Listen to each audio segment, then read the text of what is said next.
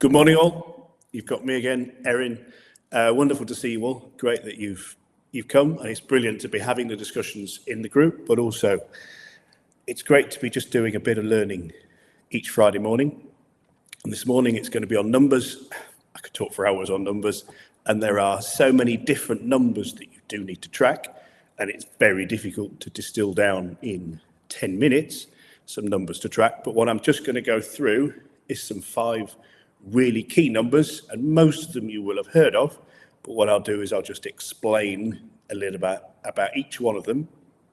And actually behind each one of these numbers you would have lots and lots of other things that you're tracking behind it, and lots of other numbers that feed into it. But what these numbers will be is like a litmus test. They will show you the health of what you're doing and you'll be able to make some decisions within your business. So what I'm going to do is I'll share my screen, and then we'll just put them into a spreadsheet because it's easier to see.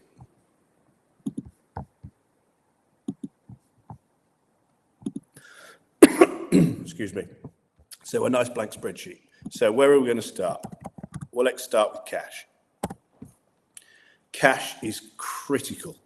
It's so easy for your business to be making profit on paper for your accountant to send you your numbers at the end of the year, and it says you've made some profit, but in your bank you've got no cash, and you don't know where you are, you don't know what to do, where's all that profit gone?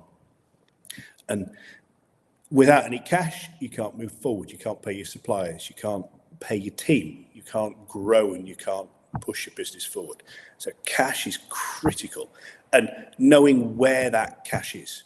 So it might be that you're owed lots of money, therefore you need to chase that up and bring that in. It might be that you're not generating enough cash going through, and actually the business model doesn't generate the right amount of cash. So simply just tracking your bank account. Let's say you've got £50,000 in there.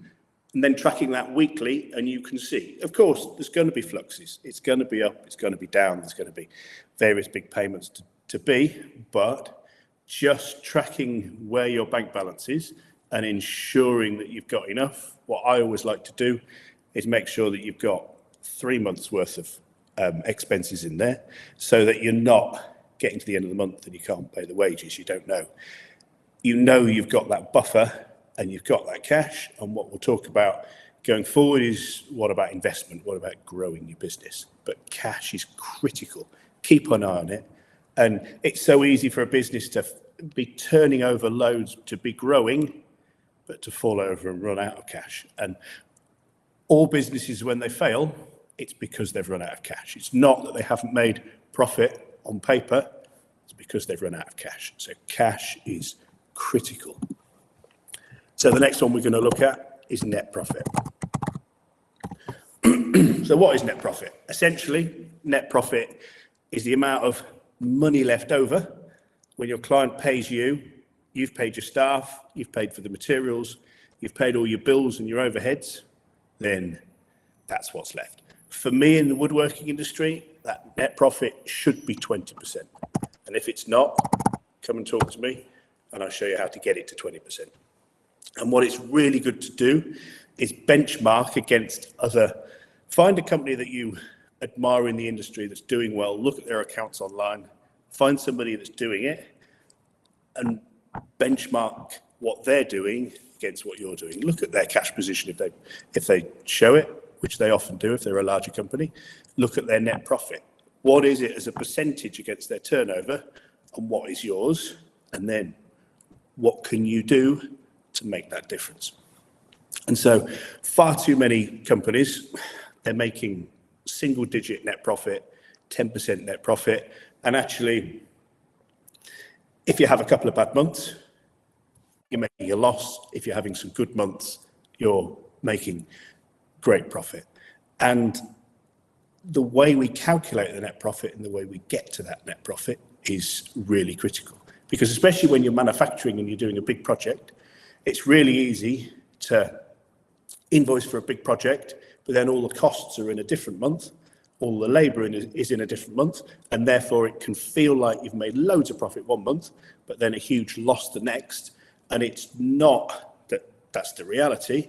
Actually, it's just because of where the costs and where the income fall. So what you need to do at the end of each month is realign that. So if you've done 90% of a project, but you haven't quite completed that, then you need to work that out as a work in progress.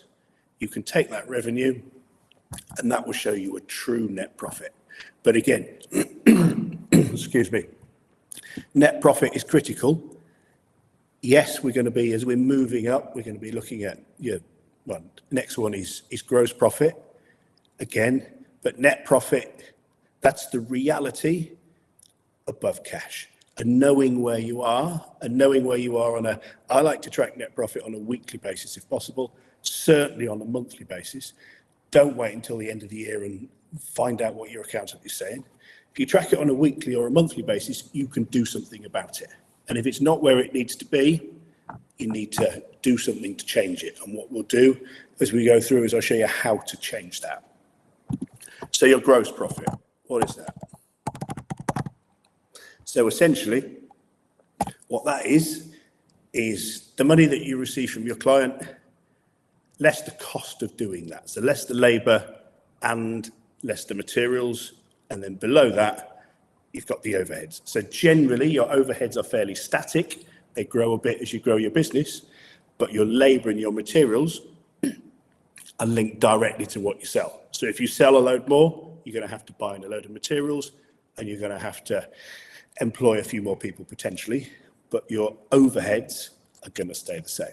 So the easiest way of increasing your net profit is by producing more work in that month. And therefore, you've got the same overheads. You can use the same staff because often they're not fully utilised. Therefore, if you can do an extra £20,000 turnover or production within that month, that's dropping straight to the bottom line and massively affecting your net profit. So let's say you're going to be making a 40,000 gross profit. That's roughly the kind of numbers. Your overheads may be a bit different. So at the top, we're going to have revenue or sales.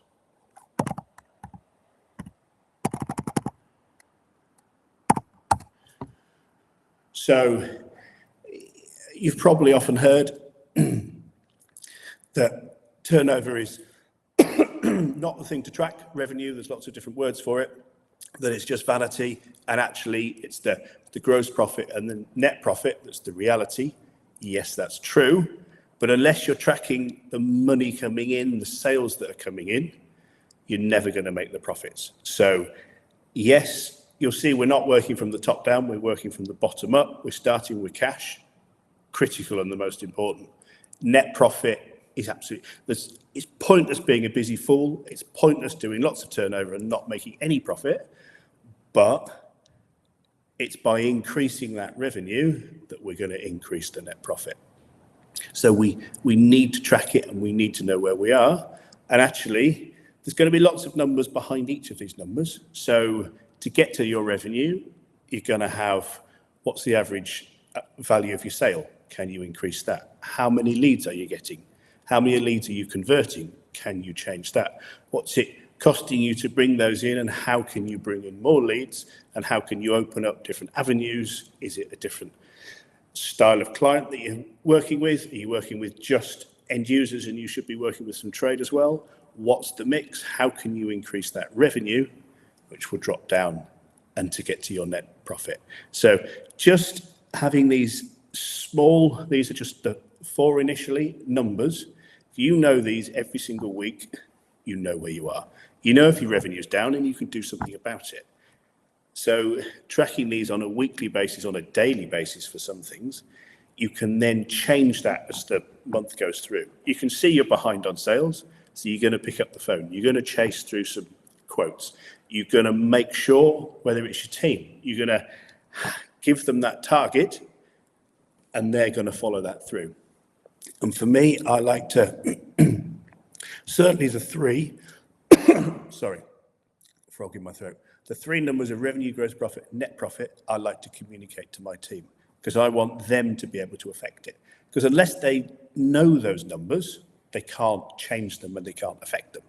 And there's lots and lots of people who don't like to show their team net profit. And you don't need to show the people in your workshop the net profit, because it's not them that are going to make the difference. Your management team need to see those numbers, need to see the revenue, need to see the gross profit, and need to see the net profit, and need to see the plan. So what's our plan for next month? What's our plan for the revenue? What's our plan for the gross profit? What's our plan for the net profit? And within the management team, where's our cash and what's our cash going to look like? And so looking forward to the next month, you can see what's your order book, what have you got? Is that going to generate that amount of revenue? No. Well, at the beginning of the month, you could do something about it. What can we do to increase that revenue? Okay, let's pull a job forward. Let's get on the phone. Let's push, let's chase that. What can we do? Who can we speak to increase that revenue? And then your gross profit, we're not going to employ any more people. We're going to be on top of our material costs and our overheads. We're going to peg them as a percentage to our revenue. And I like to always keep the overheads, the labour, the materials as a percentage, because it's really easy to grow as a company and lose control of your costs. And therefore you made profit when you were a smaller company, but as you grow, your costs get out, you feel busy, so you employ some more people, you bring somebody into the office, you outsource, you spend some money here, you buy a new computer system.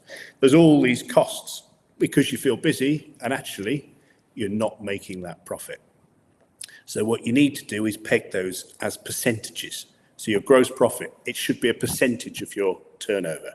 Your net profit, your overheads, your labour, your materials, they all need to be a percentage. And then as you grow, your overheads can grow, your labour costs can grow, your material pricing cost will grow, but it stays in line. And therefore you can consistently keep that 20% net profit. And if you're not making the 20% net profit, the simplest thing is to track, have a look at your revenue, have a look at your direct labour, so the labour it's costing you to actually produce the product, have a look at your materials, and have a look at your overheads and what are the percentages. Send me those percentages and I'll tell you which one's out of kilter. So it will either be one of those will be out of line, and there you are, you've got to focus on, you need to go and fix that. If your labour cost is too high, you've got too many people. That could be that you're not doing enough sales, but that could be you've just employed more and more people as you go along. So the final number is, okay, I'm owning this business. I want to treat myself and I want to go and buy a Lamborghini. Do I have the money in my company to take out to have it? Okay, there's cash, but is that my cash? Well, currently it's not your cash because there will be things you owe. There'll be tax that you're going to owe on your profit. There'll be suppliers you'll need to pay. There'll be people and things that need to be paid from that cash. But also, do you want your company to stand still? No, you want your company to grow. So what you've got to do is, within the company, leave an agreed amount of money in for that growth. So I think it should be a minimum of 20%, should be left in that company to continue that growth, as well as being able to cover all the costs and pay everything. So the number that nobody looks at is the owner's funds. Small business owners, they look at their account, oh, I've got 50 grand in there, I can go and spend that. That's not necessarily there to spend. And actually, if you continuously take all the cash out of a business, and yes, you can pay your bills, but there's nothing left to push that business forward. There's nothing left to spend to increase your marketing spend, to grow your business, to invest in machinery because your machinery is tired, to develop and grow. Then you're throttling your business and you're wondering why your business isn't growing. You've not got the cash to be able to bring somebody else in to free you up to work on your business, to then delegate to run the mechanics of the business so you can develop and grow the business. So you've got to leave money in to develop and grow that business. And beyond that, that's your money that you can take out and buy a Lamborghini, buy a bit of land, do what you want with. And it's really good to have a really clear idea of why you're running a business, What do you want out of it? And what's driving you? What do you want your business to deliver for you? And be really detailed about that, and then focus on these numbers. And once that owner's fund has got to that point where that can deliver that for you, it might be a bit of land, it might be a house, it might be a car, whatever, it might be a dream holiday, whatever it is, it's a motivator and a drive to keep track of these numbers to a point where, right, I know I can take that money out and I can do that thing that I want to do, and it's not going to harm the business. The business is still going to continue and grow. But if you don't track these numbers and you don't know them, then you can't. All you do is you take cash out because it's in the bank and it harms the business. So numbers are critical.